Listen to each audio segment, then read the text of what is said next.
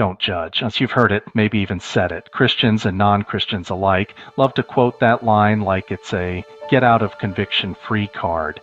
They usually follow it up with something like Jesus said, "Judge not lest you be judged," and drop the mic as if that settles everything. But here's the truth. That's not what Jesus meant when Jesus said, "Do not judge so that you will not be judged." Matthew 7:1. He wasn't telling us to never make moral evaluations. He was warning us not to judge hypocritically. If you read the full passage, he goes on to say, "First take the log out of your own eye, and then you will see clearly to take the speck out of your brother's eye." Verse 5. In other words, judge yourself first, then judge others rightly.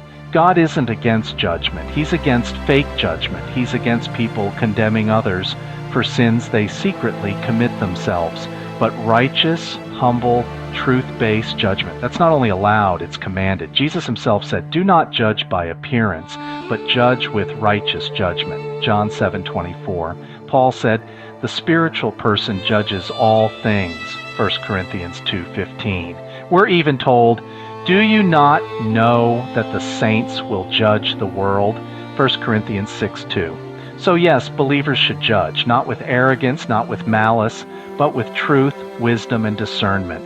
Here's the irony. The people who scream, "Don't judge," are often the quickest to judge you the moment you stand for something. Call sin what it is. You're labeled judgmental. Hold to a biblical standard? You're hateful. Refuse to affirm the culture, you're toxic.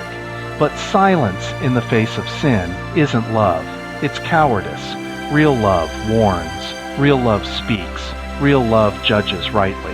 And if you claim to follow Jesus but reject the idea of calling out sin, then you're following a made-up version of him, because the real Jesus flipped tables, called out hypocrisy, and held people accountable. Stop letting people twist Scripture to shut you up. We're not called to sit quietly while the world burns and the church decays. We're called to discern, confront, and stand firm. The ones who say don't judge are often the ones most desperate to avoid the truth. But truth doesn't need permission to exist. It just needs someone bold enough to speak it.